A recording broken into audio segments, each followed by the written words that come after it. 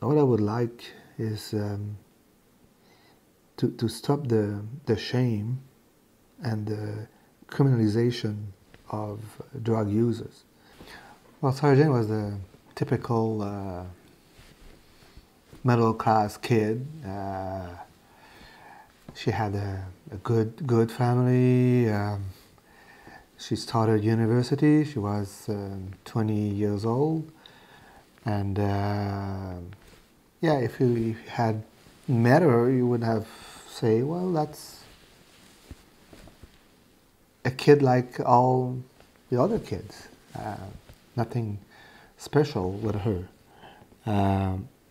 But from the inside of the family, we knew that Sarah Jane had mental health problem issues that dated a while ago.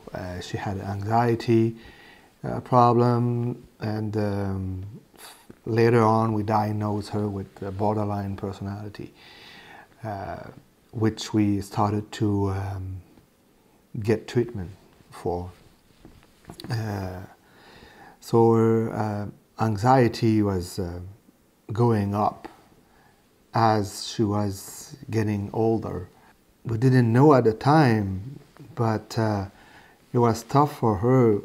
We would think it's because she was probably consuming drugs, street drugs, behind our back.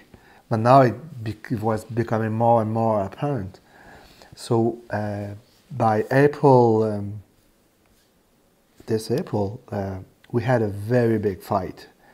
I'm doing whatever you want me to do, and I'm getting better, and it was a big fight. You cannot.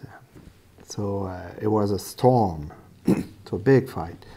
So at the end, I said, "Okay, Sarah Jane, if you're not well here, if you don't feel at home here, go back to Montreal."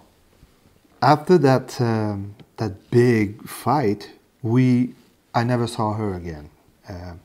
But I talked to her over the phone, and she was trying to tell me that everything was fine, everything was working out. She was back with her boyfriend, and everything was fine. I got a phone call from her mom, Montreal, asking me if I've seen Sarah Jane. So when I received that phone call, I said, "Oh, there's something strange," because she wasn't in Montreal. So immediately we called the residence, and they tell us that she left on the Thursday morning, the residence.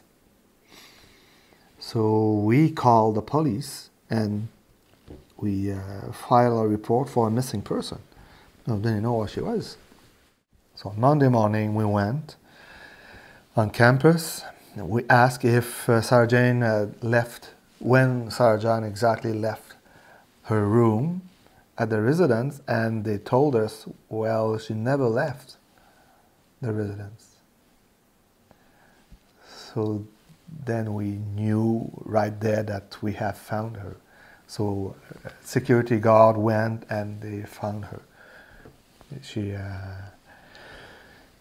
was deceased in a room, and it was clearly a drug overdose. That's her story. So she died alone with carfentanil. She had no chances. The doses of carfentanil was extremely high.